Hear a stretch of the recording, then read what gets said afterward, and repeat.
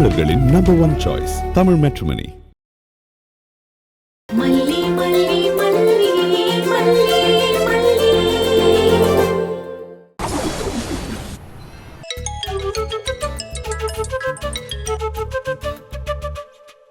பெரியம்மா, மல்லிக்குட்டி எப்படி பிள்ளை இருக்க? நல்லா இருக்கேன் பெரியம்மா.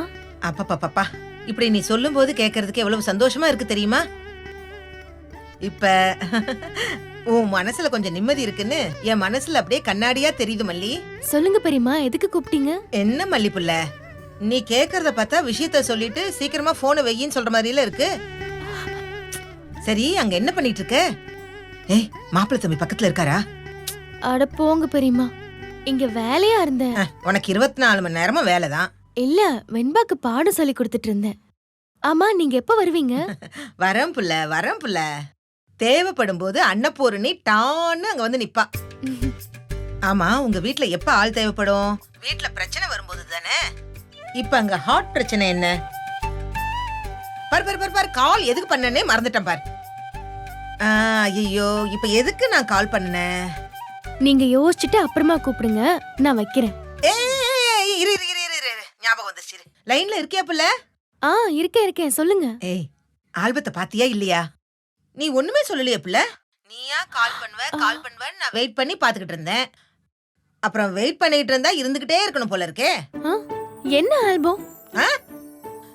உன் கல்யாண ஆல்பம் மல்லி. என்னாச்சு பெரியம்மா உங்களுக்கு? என் கல்யாணத்துல போட்டோ எங்க எடுத்தோம்? என்ன பேசுறீங்க நீங்க? ஏய், நீ இந்த விஷயத்துக்கு கன்னடாக்காரி இருக்கால, அந்த சமூகத்துக்கு தான் நன்றியே சொல்லணும். ஐயோ, கொஞ்சம் புரியுற மாதிரி சொல்லுங்க பெரியம்மா. ஏய், அந்த கன்னடாக்காரி இருக்கால, அவ விஜய் தம்பிக்கும் ரஞ்சிதாவுக்கும் கல்யாணம் ஆக போற சந்தோஷத்துல பெரிய போட்டோகிராஃபரை கூப்பிட்டு வச்சு அவனுக்கு அட்வான்ஸ் பணத்தை கொடுத்து புக் பண்ணி வச்சிருந்திருக்கா. கடைசியில அவன் வந்ததுக்கு வேலை பார்க்கணுமேனு உன் கல்யாண போட்டோவை கேண்டிடா எடுத்து தள்ளி இருக்கான். இந்த கனடாக்காரி அட்வான்ஸ் கொடுத்ததோட சரி, மீதி பணத்தை அவ எப்படி கொடுப்பா? எனக்கு அந்த தகவல் கிடைச்சு டபால்னு அங்க போய் அவங்கிட்ட கொஞ்சம் பேரம் பேசி ஒரு சின்ன அமௌண்ட் கொடுத்து வாங்கி அந்த போட்டோஸ் அப்படியே ஆல்பமா ரெடி பண்ணி கொரியர்ல நான் அனுப்பிச்சு வச்சேன் உங்க வீட்டுக்கு.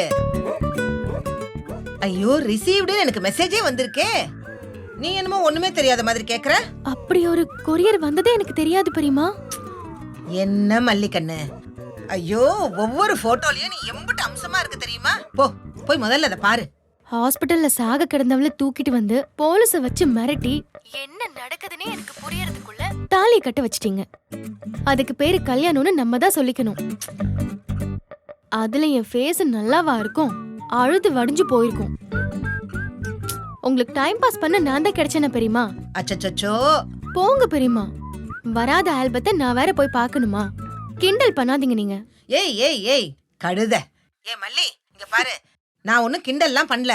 நான் இத சீரியஸா தான் சொல்றேன். ஏய், ஆல்பத்தை அந்த கன்னடாக்காரியும் ரஞ்சிதா பிள்ளையும் வாங்கிருக்கோங்கன்னு நினைக்கிறேன். அத பார்த்து அவங்க வயிறெல்லாம் எரிஞ்சிருக்குமே பெரியம்மா. போய் கேட்டா கொடுப்பாங்களா? ஏய், நான் வேணா அங்க வரட்டுமா?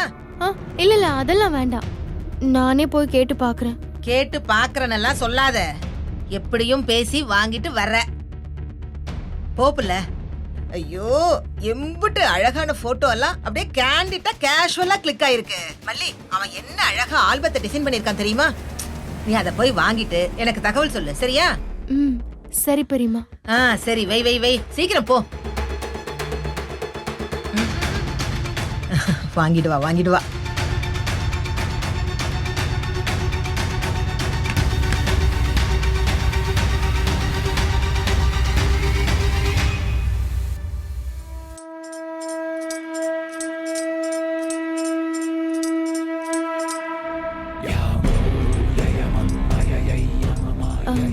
எனக்கு ஏதாவது கொரியர் வந்துச்சா?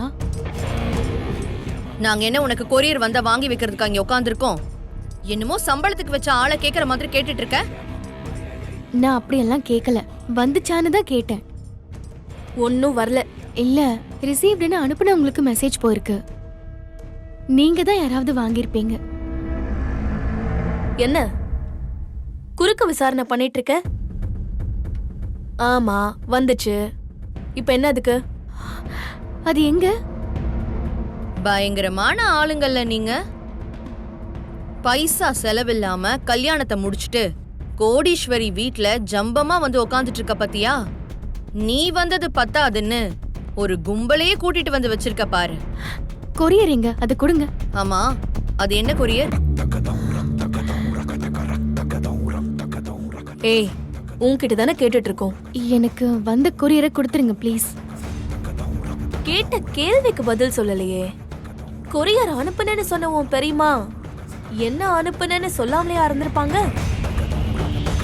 கல்யாண ஆல்பம், திருட்டு தாலி, திருட்டு கல்யாணம், திருட்டு கல்யாண ஆல்பம். செம்மையா இருக்குல்ல? ஆமாங்க, கல்யாண ஆல்பம் தான். உங்களை பொறுத்தவரை திருட்டு கல்யாண ஆல்பமாவே இருந்துட்டு போட்டோம். அதை கொடுத்துருங்க. அந்த கருமத்தை வர இன்னும் நாங்க வச்சிட்டு இருப்போமா? ஏங்க, அது கல்யாண ஆல்பம்ங்க. மனசாட்சி இல்லாம ஏங்க இப்படி நடந்துக்கிறீங்க? ஆல்பத்தை என்ன பண்ணீங்க? உன் கல்யாணத்தையே நாங்க ஏத்துக்கல. ஆஃப்டர் ஆல் அந்த ஆல்பத்தை அப்படி பொத்தி பாதுகாத்து ஹிந்தாடி அம்மா வச்சுக்கொண்டு உன் கையில கொண்டு வந்து கொடுப்போன்னு நினைச்சியா? நீ எப்படி எங்களுக்கு ஒரு குப்பையோ அதே மாதிரி அதுவும் எங்களுக்கு ஒரு குப்பை. குப்பையை எங்க போடுவோம்? அங்க போட்டாச்சு. உன் கல்யாணத்தோட மதிப்பு என்னன்னு இப்ப புரிஞ்சுதா? நான் உங்களுக்கு குப்பையாவே இருந்துட்டு போறேங்க. அதனால எனக்கு எந்த பாதிப்பும் இல்ல. ஆனா என் கழுத்துல தாலி கட்டி இருக்கிறது உங்க தம்பிங்க. அதனால அந்த ஆல்பம் சத்தியமா குப்பையா இருக்க முடியாது. உங்களை கையெடுத்து கும்பிட்டு கேட்டுக்கிறேன், அந்த ஆல்பத்தை எங்க போட்டீங்கன்னு சொல்லுங்க. நீ கெஞ்சுறதையும் அழறதையும் பார்த்தா பார்க்கவே அப்படி ஆனந்தமா இருக்குடி. உனக்கு இன்னும் பெரிய பெரிய தண்டனையா கொடுக்கணும்னு ஆசையா இருக்கு. நீ அழு. நீங்க என்ன வேணா சொல்லிக்கோங்க, எப்படி வேணா சந்தோஷப்பட்டுக்கோங்க. ஆனா அந்த ஆல்பத்தை மட்டும் எனக்கு கொடுத்துருங்க. ஓகே, இன்னைக்கு எனக்கு இந்த சந்தோஷம் போதும். போ, ஸ்டோர் ரூம்ல கிடக்கு, போய் தேடி எடுத்துக்கோ. ஸ்டோர் ரூம்லயா? ஏன் காதல விழலையா? இப்பதானே சொன்னாங்க உன்னை குப்பன்னு. அப்போ ஆல்பத்தை அங்கதானே போட முடியும். நீயும் அங்க கிடக்க வேண்டியவதான். பா, குப்பையோட குப்பையா கிடக்கும், போய் தூசி தட்டி எடுத்துக்கோ. கிடைக்குதோ இல்ல எலி தின்னுடுச்சோ, யாருக்கு தெரியும்? காலம் இப்படியே இருந்துராது. எல்லாத்துக்கும் ஒரு முடிவு உண்டு. அதை மட்டும் ஞாபகம் வச்சுக்கோங்க.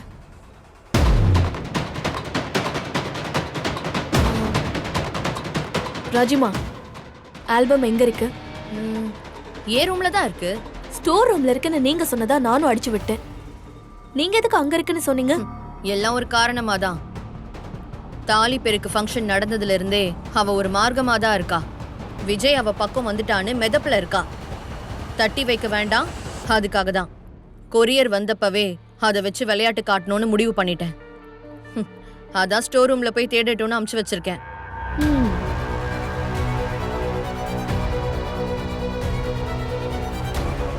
ஆல்பத்தை எங்க வச்சிருக்காங்கன்னே தெரியலையே. ஸ்டோர் ரூம்ல அவளை தேட விட்டு நமக்கு என்ன கிடைக்க போகுது? எனக்கு ஒண்ணுமே புரியல. எப்படியும் அவ பெரியம்மா சொல்லி ஆல்பத்தை வந்து என்கிட்ட கேட்பான்னு எனக்கு நல்லாவே தெரியும். காலையிலே ஸ்டோர் ரூம்ல அவளுக்காக ஸ்பெஷல் மேட்ரோன்னு ரெடி பண்ணி வச்சிருக்கேன். அவ உள்ள போனதும் நடக்க வேண்டியது கரெக்டா நடக்கும்.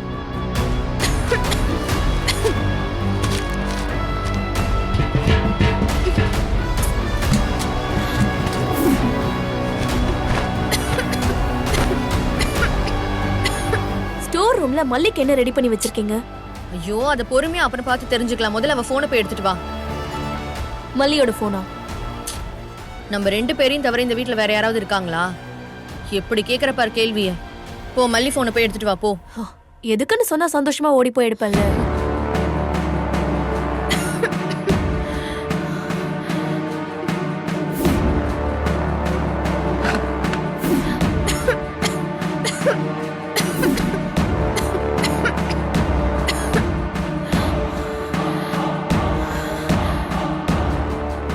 இந்தாங்க ராஜிமா. இந்தா, இத புடி. இந்த சிம்ம போடு. இது யாருக்கு ராஜிமா? உனக்கு இல்ல, இந்த சிம்ம மட்டும் போடு. இது புடிங்க.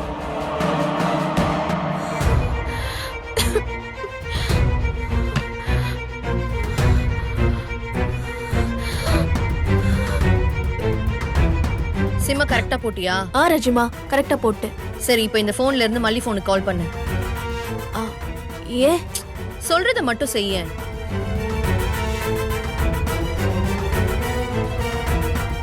கால் போதா? ஆ. ம். இப்ப கால் அட்டெண்ட் பண்ணு. ம்.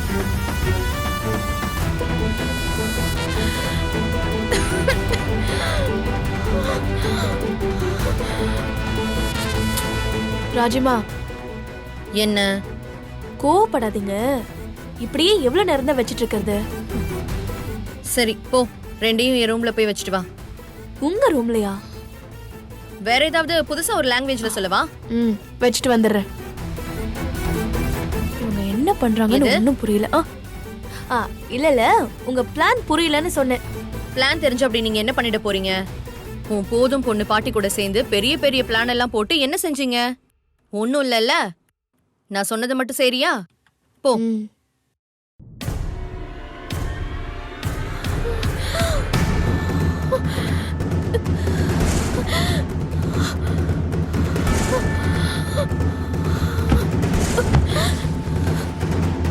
ராஜமா, 2 போனையும் ரூம்ல வச்சுட்டேன். குட். சரி, வா ஸ்டோர் ரூமுக்கு போயிட்டு அவ என்ன கதியில இருக்கான்னு பாத்துட்டு வருவோம். ம்.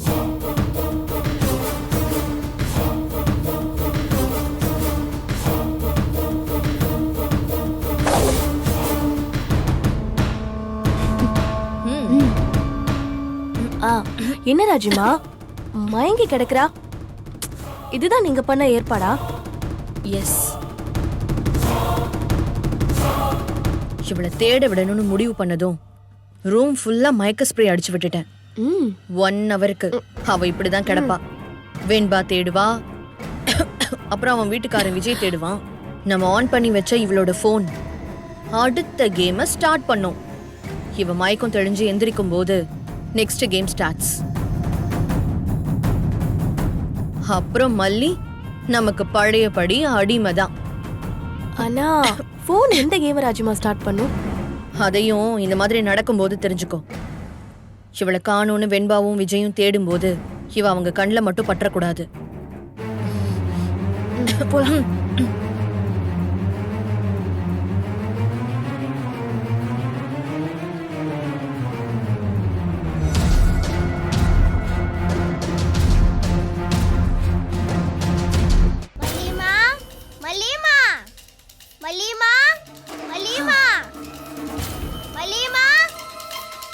ஏய் நில்டி, இங்க வா பக்கத்துல. வெண்பா குட்டி, சப்ஜெக்ட்ல ஏதாவது டவுட்டா? ஒருத்தி கேட்டுக்கிட்டே இருக்கா, நீ பாட்டுக்கு பதில் சொல்லாம நின்னுட்டே இருக்க. என்ன கேட்டீங்க? நோட்டை தூக்கிட்டு இப்படி சுத்திட்டு இருக்கியே, அதான் ஹோம் ஒர்க்ல ஏதாவது டவுட்டான்னு கேட்டு. ஹோம்வொர்க்லாம் இல்ல, டேர்ம் எக்ஸாம் நடந்துட்டு இருக்கு. எக்ஸாம்க்கு படிக்காம மல்லி மல்லின்னு அவ பின்னாடி சுத்திட்டு இருக்க. எவ்வளவு படிச்சிருக்க? அது சொல்றதுக்கு தான் மல்லிமா தேடிட்டு இருக்கேன். இங்க பாரு, அந்த மல்லி சொல்லி கொடுத்துட்டு உன் கூட தானே இருந்தா. அதுக்குள்ள மகாராணி எங்க போனாங்களா? மேல எங்கேயாச்சும் இருக்காளான்னு தேடி பாத்தியா? மேல எங்கேயும் இல்ல, நான் பார்த்துட்டு தான் கீழே வரேன். வெண்பா, உனக்கு ஹெல்ப் பண்றதுக்கு தான் அவ கேட்டுட்டு இருக்கா. ஏன் இப்படி எடுத்தெறிஞ்சு பேசிட்டு இருக்க? இரு, உன் டாடா கிட்ட சொல்றேன். சொல்லுங்க சொல்லுங்க, இப்போ டாடா வருவார்ல, இப்போ டாடா வர நேரம் தான். மல்லிமா மல்லிமா மல்லிமா, எவ்வளவு திமிரு பாரு இவளுக்கு. மல்லிமா.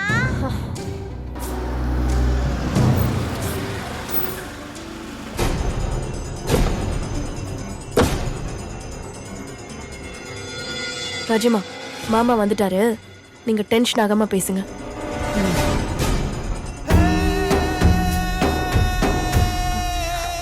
ஏ வெண்பா, மல்லி மல்லின்னு நீயும் கத்திட்டு தான் இருக்க. ஆனா அவ எங்க போனானே தெரியல. நாளைக்கு எக்ஸாம் இருக்குல்ல, வா சித்தி உனக்கு சொல்லி தரேன். அதெல்லாம் ஒன்றும் தேவையில்லை, நான் தான் அப்பயே சொல்லிட்டேன்ல. மல்லி எங்கடா போனா?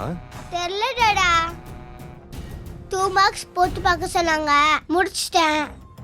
அதை உங்ககிட்ட சொல்லலான்னு வந்தேன், காணோம். அக்கா மல்லி எங்க?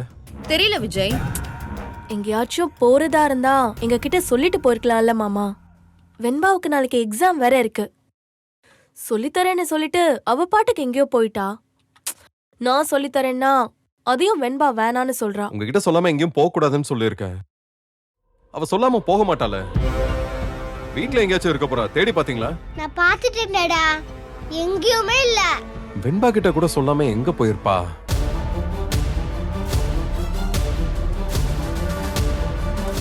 வெண்பா படிக்கணும், ஒரு நிமிஷம் கூட விளையாட விடாம இவளுக்கு சொல்லி கொடுன்னு சொல்லியிருக்கேன். இப்படி பொறுப்பு இல்லாம போயிருக்கா பாருங்க. இது எதுக்கு என்கிட்ட சொல்ற? நம்மளதான் ஒரு பொருட்டாவே இங்க யாருமே மதிக்கிறது இல்லையே. அக்கா, யாரும் மதிக்கலன்னு பொதுவா அப்படி சொல்லாதீங்க அக்கா. உன் மேல நான் ரொம்ப மரியாதை வச்சிருக்கேன். ஆமாமா, அதான் பார்த்தனே. தாலி பிரிச்சு கோக்குறதுக்கு நீ வரமாட்டேன்னு நான் அடிச்சு சொல்லிட்டு இருந்தேன். ஆனா நீ என் மூஞ்சில கரிய பூசிட்டல்ல. நீயும் அந்த அண்ணக்காவடி மாதிரியே நேரத்துக்கு ஒண்ணு பேச ஆரம்பிச்சிட்ட. உன்னை நான் எந்த விஷயத்துல நம்புறது? நீயே சொல்லு. என் தம்பி சொன்ன வார்த்தையை மீற மாட்டான்னு நம்பிதான் நான் நின்னேன். ஆனா எதுவுமே நடக்காத மாதிரி வந்து நிக்கிற. எல்லார்கிட்டயும் ஆசீர்வாதம் வாங்குற.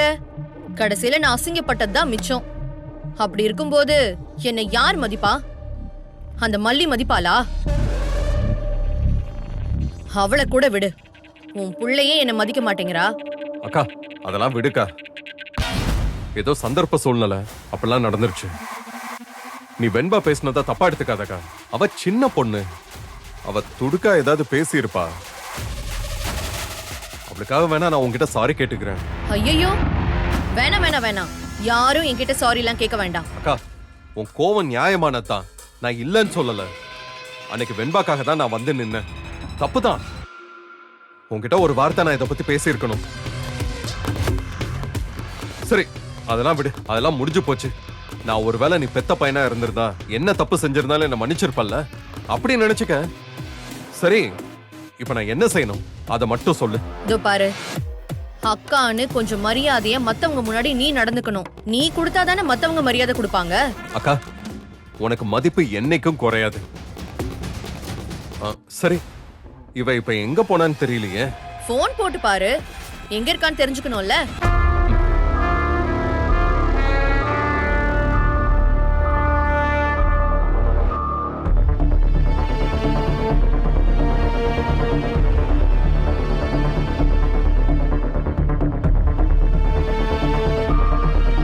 ரிங் போதடா. யார்கிட்டயோ பேசிக்கிட்டு இருக்கா. செகண்ட் லைன்ல போகுது. திரும்ப திரும்ப கால் பண்றேன். போன் அட்டெண்ட் பண்ணி பேசலாம்ல. பேசலாம் தான், புருஷனை மதிக்கிறவ அப்படி செய்வா. இங்க அப்படியா? விட்டா எல்லாரையும் மிதிச்சிருவா போல இருக்கே.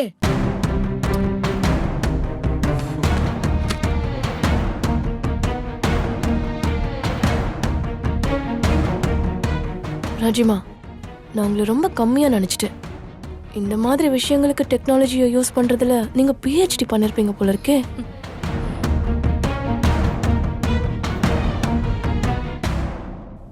மாமா, நீங்க இங்கே இருங்க. ஒருவேளை அவ டெரஸ்ல நின்னு பேசுறாளான்னு போய் பார்த்துட்டு வரேன். அங்கெல்லாம் எங்கேயும் இல்ல, நான் பார்த்துட்டு தான் கீழே வந்தேன். ஓ, அங்கேயும் இல்லையா? மாமா, நான் ஒன்னு சொன்னா தப்பா எடுத்துக்க மாட்டீங்கல்ல? ஒரு அசம்ஷன் தான். நான் தப்பான அர்த்தத்துல எல்லாம் சொல்ல வரல. விஷயத்த சொல்லு. இல்ல, 2-3 நாளா மல்லி அடிக்கடி யார்கிட்டயோ போன்ல பேசிட்டு இருக்கா. திடீர்னு காணாம போயிடுறா. யாரோ கார்ல வந்து கொண்டு வந்து விடுறாங்க, கூட்டிட்டு போறாங்க.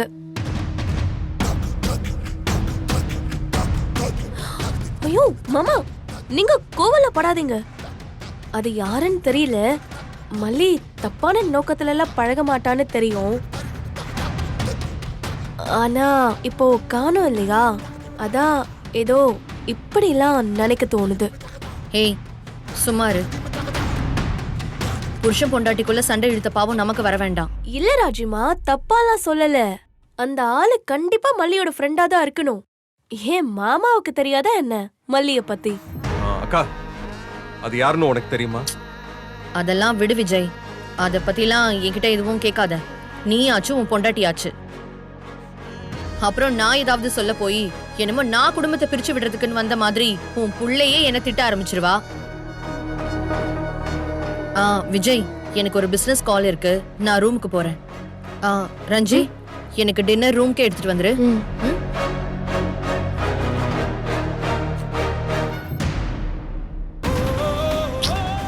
யார் அது? திரும்ப கால் பண்ணி பார்ப்போம்.